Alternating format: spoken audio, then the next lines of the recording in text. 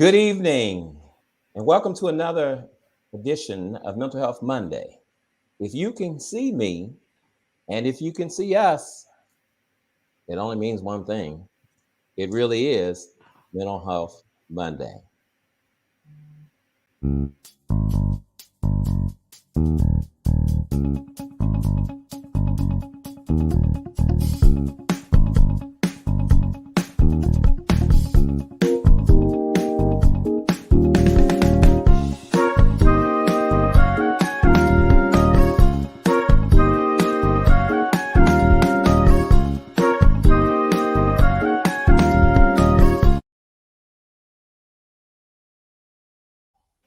Good evening. Welcome to another edition of Mental Health Monday, brought to you by Saving Grace Community Church and Grace House, Cincinnati, a nonprofit and ministry of Saving Grace Community Church. I'm Pastor Trevor Phillips. Joining me as my cohort and co-host, Dr. Quentin Moss, founder and CEO and Chief Medical Director of Modern Psychiatry.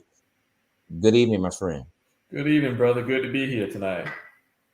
Last week we talked about holiday blues, and in continuing with our theme, our understanding of what's all involved in the holidays, we know that one of the biggest things involved are a part of this holiday season is giving. Tonight we want to talk about the psychology of giving. We know from the Bible, the scripture tells us that it's more blessed to give than it is to receive, which suggests that there ought to be some type of joy from giving. We know, particularly in this season, being kind and doing uh, kind acts and giving of presents and things are part of this season.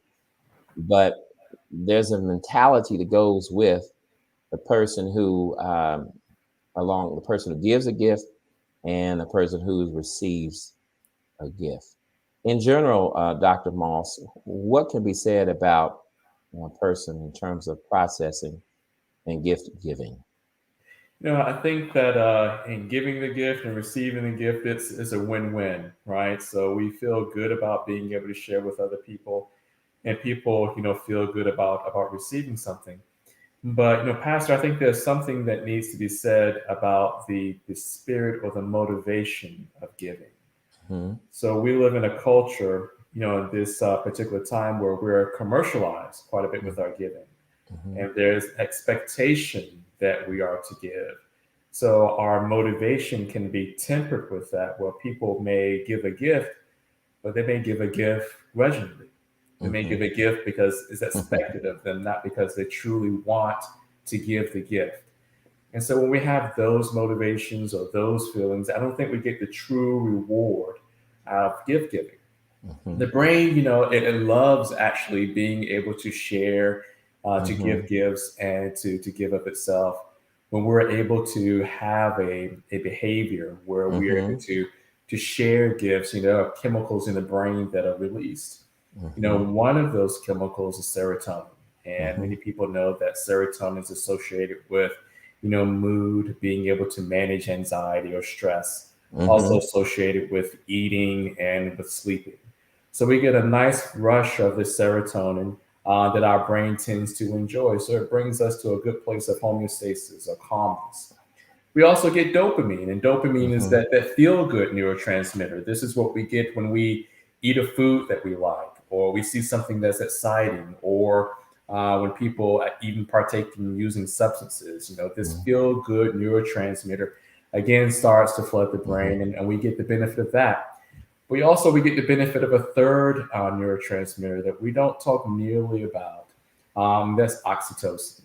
Hmm. And our brain releases this when we have closeness with someone, when we Hmm. have an attraction to someone, Hmm. when we have children and children are born, that mother-child relationship is in Hmm. part facilitated by the release of oxytocin. So Hmm. we have a release of that in the midst of giving. So what does it tell us? It tells us that when we are the giver of the gift, that we can expect that perhaps we can be more calm with our mood and being able to manage stress. there's a certain reward that our brain gets out of that. And the more we tend to push this button of dopamine, the more that our brain wants to repeat that behavior. And then lastly, there's a connection. It creates a connection between us and that person that we're giving the gift to. So those are some of the brain changes that we see when we give gifts.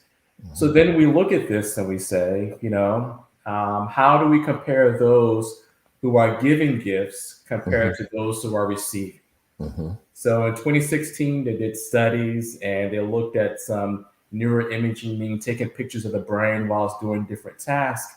And they found that those people who were actually the givers of the gift, again, just like we just mentioned, had areas of the brain that were able to support being able to receive this issue of dopamine release or a sense of reward. So people appreciated reward more than the people who received the gift.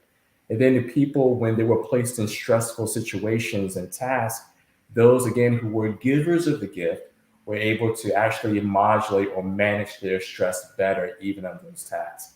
Wow. So there's something to be said about being the giver. That is truly the advantage, being on the giving end of this Christmas season. Well, certainly, we are a nation that is consumed with spending money. Oh yeah. So, according to the National Retail Federation, over $800 billion almost a year ago was spent on gifts during the holiday season. And a couple of years ago, they identified that $9 billion was spent on just gift cards alone. So we certainly understand what it means to give, but oftentimes there is some stress associated on the receiving end. Here's a parody we came across in preparation for tonight's show. It's the holiday season again, and you're probably really anxious about buying the perfect present for your partner. Your parent. Your friend. Because I'm impossible to shop for, so stop trying. Seriously, just give up. You're never going to win. Buying a gift for me is like buying a gift for Bigfoot. Bigfoot doesn't want a juice press from TJ Maxx, and neither do I. I have tons of interests, but they're so obscure and specific that you're probably just going to get it wrong if you try. Plus, if I ever wanted or needed anything, I just buy it for myself. We've been friends for 12 years, and you just spent the entire afternoon combing through my social media, trying to find one clue as to what my hobbies and interests are. The most you're ever gonna find is a post about a band I liked that has since broken up, and a picture of my niece's cat. That's less than nothing. My only interest is reading those cheesy romance novels from the Dollar General discount bin. And I know you don't want to buy those for me. Sometimes there's a glimmer of hope. One night at dinner, I mentioned that I'm really interested in seeing the new interactive exhibit at the Art Museum.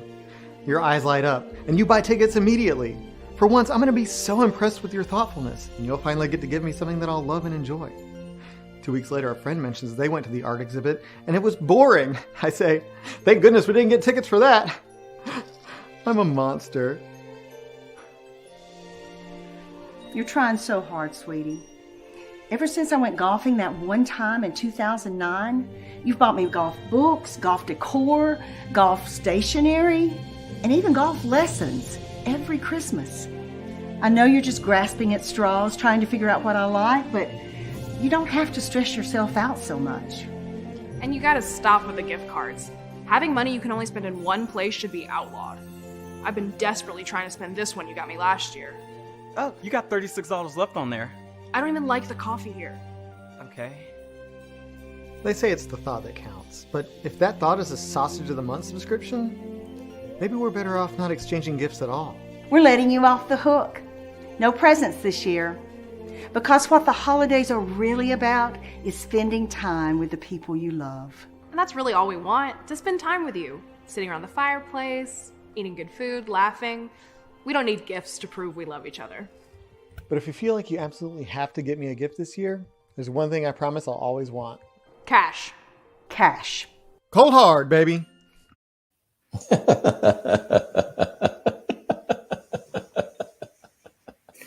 therein lies the motivation, the intent on behalf of the person giving the gift, and sometimes the actual mindset of the person who is receiving the gift. What do you think it says about the person, how they view you in terms of what gift they give? I know, for instance, that my children ask me every year, "Dad, what do you want?" And I tell them exactly what I want, but they never buy me what I want. They always buy me what they believe I need. For example, a couple years ago, they bought me. I'm notorious for losing or misplacing my keys, so they thought I could have this key finder that I could press on my keychain. Well, if I can't find my keychain, what? Okay, to find my keys.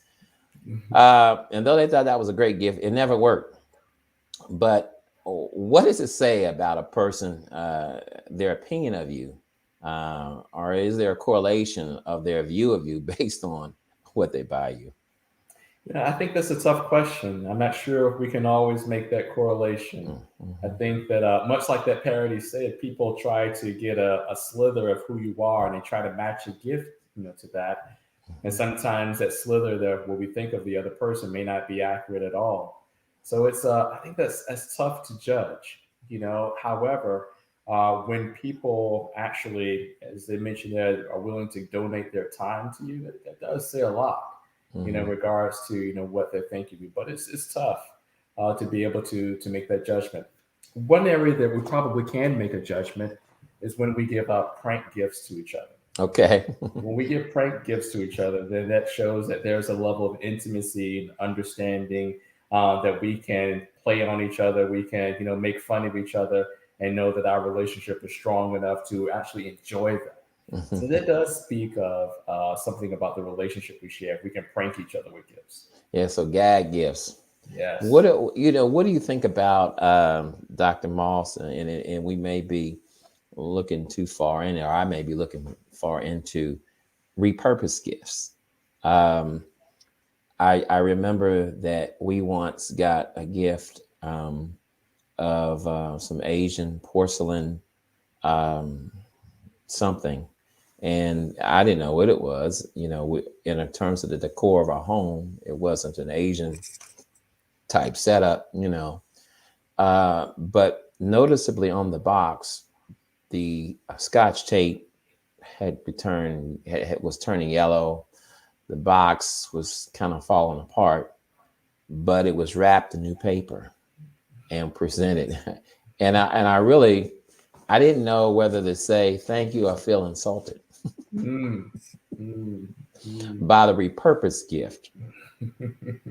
And so as we look in just looking at the parody there, yes, as you were mentioning there, the receiving, the benefit is for the giver, but we will often think, and just on the surface, that it might be for the one receiving the gift. But I think that if the right gift is not given, and I think that if it's a repurposed gift, I'm not sure if it speaks to someone's genuineness about giving the appropriate gift. Let's face it, some people we do know, when it comes to gift, will spend often a lot of time, searching high and low, traveling all over the tri-state in which we live, trying to find the perfect gift.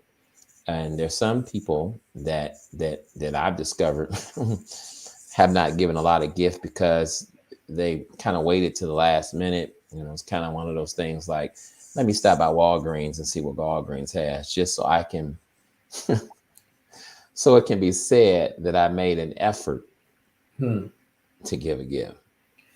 Well, I think there are two parts of that, Pastor. There's the part of, as I mentioned, the motivation and why we give the gift. And sometimes people do go through the effort of trying to pair the gift towards the needs or the desires or the personality or the interest of the person they give the gift to.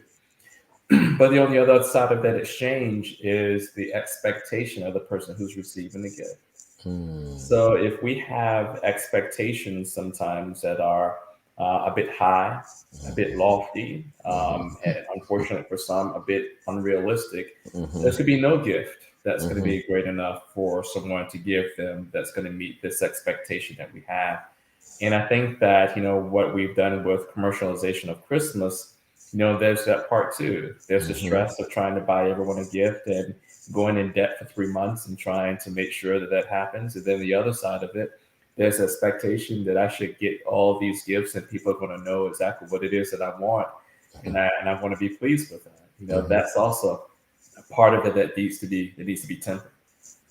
Well, when you talk about expectations, we can speak about expectations and we can try to manage ours as an adult. But Mhm. for a child, one of the things that we see that's featured in a lot of the news stories this time of year are toy drives, law enforcement agencies, uh, football professional athletes taking kids in needs that are in need and taking them to the store and purchase some items. For a child, what does it mean to receive a gift? That I'm valued, I exist, that someone cares about me, right? Much like we'll probably see with an adult, but probably a greater emphasis on that. So before, some children or families were able to exist in somewhat silos where they weren't able to always make comparisons of what they had to other people, right? But now with social media and how we're all connected, 24 hours a day, there is greater exposure to compare what we have to other people, and sometimes that leads to our and our children's detriment as we make those comparisons. But yeah, so we try as best we can to try to provide for children so they can have something for Christmas, so that they can feel valued, because now society has demonstrated this is how we love children during this Mhm. time by the toys and the gifts that we give you. So And it's a challenge because a lot of the parents have undue pressure put on them, trying to make sure that they're not seen as a parent that is not going the extra mile to get an appropriate gift or a gift that's in keeping in step, with what's current and what's hot at the that particular time. And some parents really stress themselves out in trying to live up to that expectation, to meet that desire of the child. And I think sometimes, and as parents, um, the desire to provide for our children and have them and to help them have the optimum experience on the holidays and create a memory with them. I think sometimes uh, we do a disservice uh, in terms of teaching our kid a life lesson, which is everything you desire, you may not always get. mhm, mhm.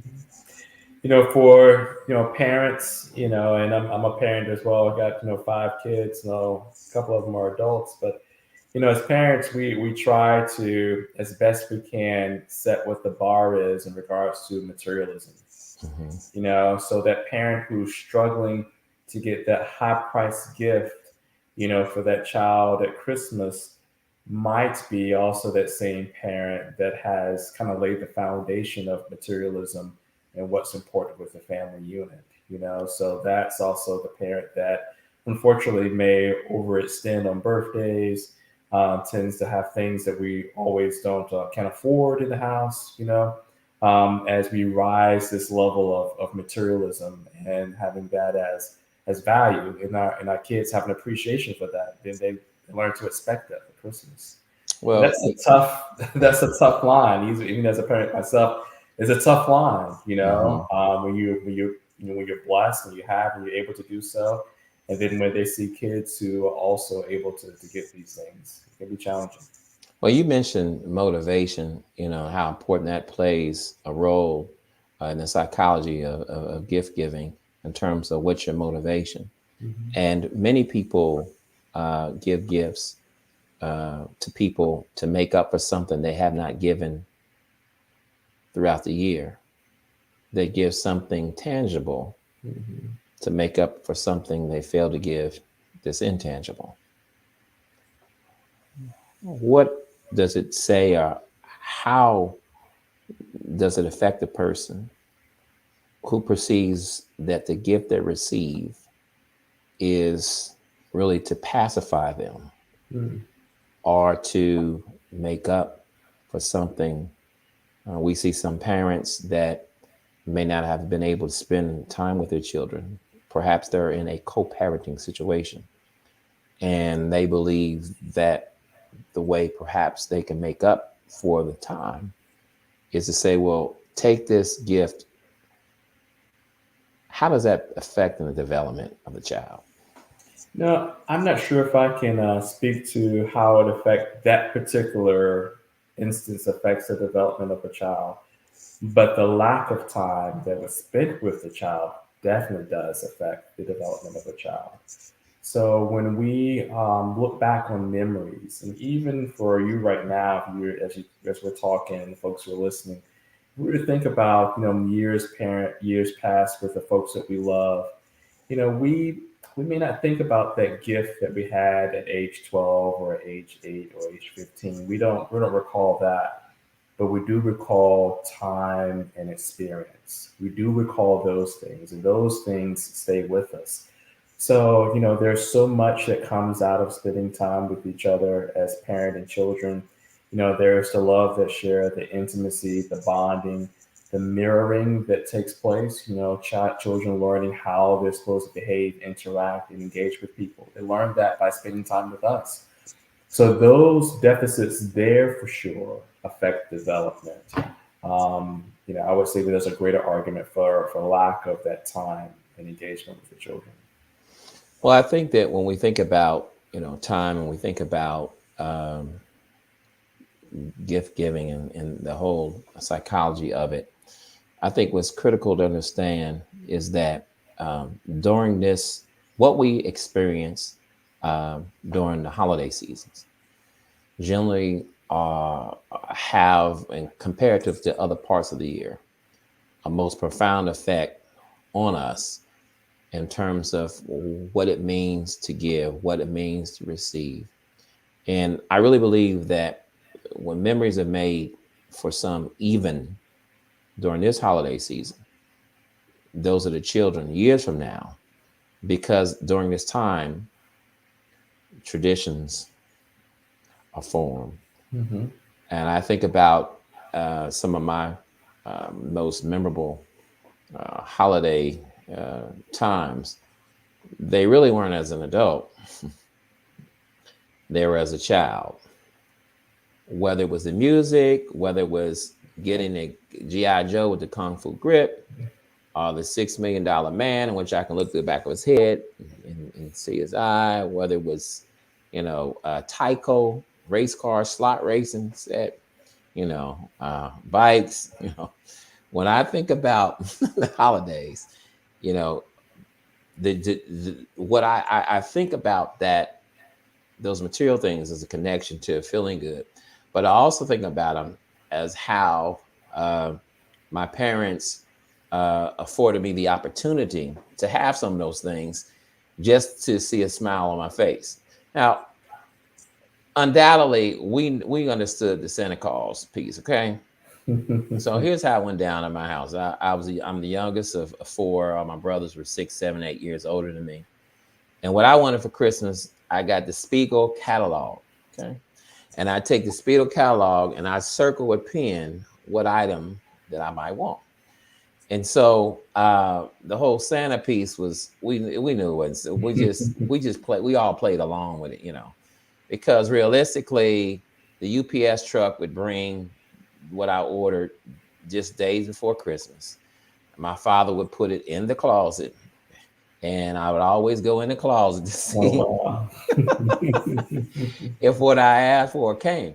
But it didn't take away from the excitement, just knowing that I was going to get a gift and just to see it out there and just playing along with it, to go to sleep, just pretend we knew it wasn't Santa. We just to go along with it, And I kind of joked one time. I left some cookies out for Santa, and my father didn't eat them. I said, Dad, you didn't like these cookies? He just started laughing. bruh, the cookies are still here. Okay, we're going along with this whole thing. I know it's not sinning, but at least eat the cookies, bruh. I mean, we went through we went through very painstaking to make sure the milk was right. You knew the cookies were there. Mom had to tell you the cookies, and you didn't eat any of them.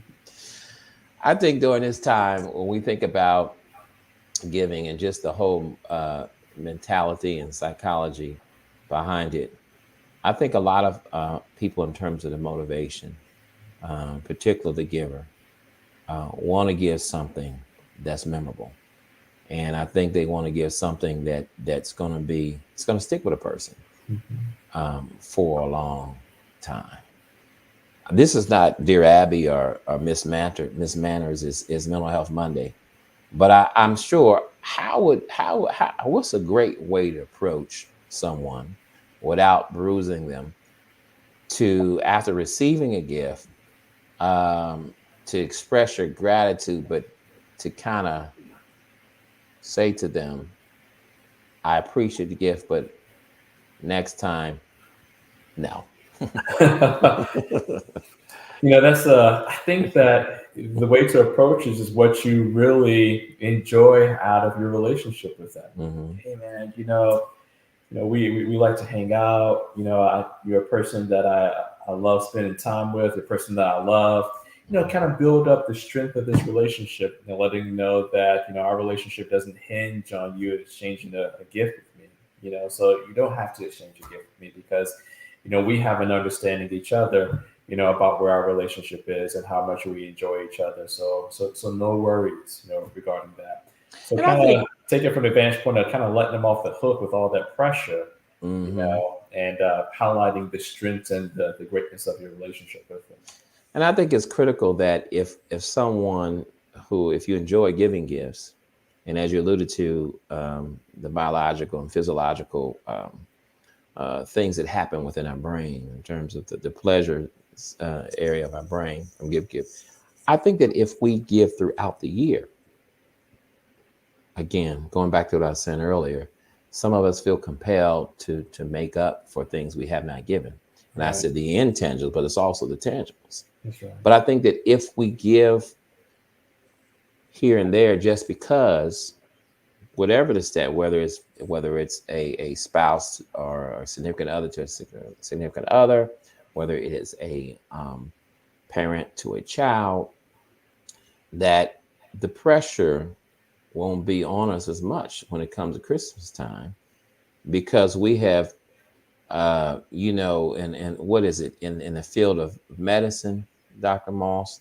There's time release capsules that are supposed to release medicine equally throughout the full period rather than one heavy concentration, so that whatever needs to be kept in check, there's even balance.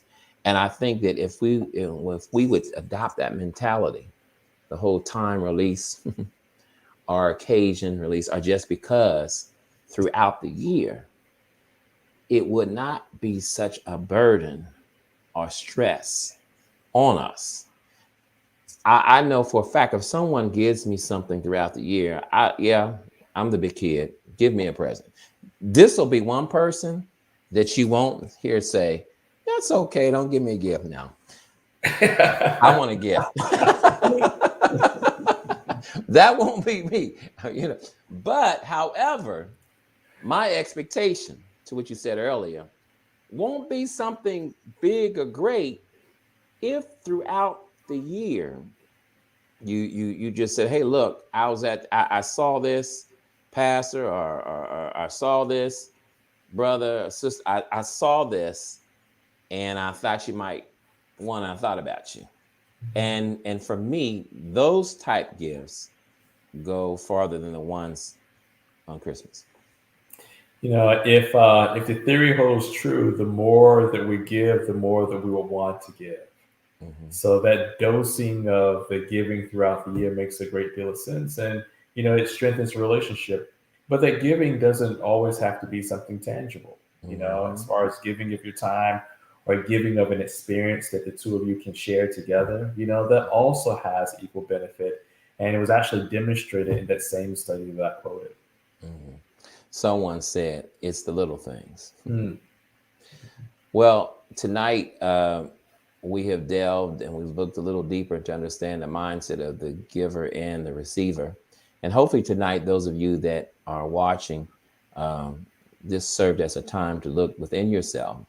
Hopefully, some pressure has been lifted. Perhaps you're making some last minute decisions and you're trying to determine, you're looking for the perfect gift. But just as though you are giving and looking for the perfect gift, um, the best gifts are those that come from the heart. It is a season to be jolly and not to be stressful. And we want to encourage you to really experience and have the joy of Christmas with you. Please don't stress yourself out and push yourself to a point where on Christmas Day, there is no celebration, but there's just rest for you. And you're saying, I'm glad shopping is over. Our hope is that you will rejoice and remember the reason for this season. To all of you, we want to encourage you. As always, we really, really, really want you, along with myself and Dr. Moss, we really desire for you to feel better, become better, and live better.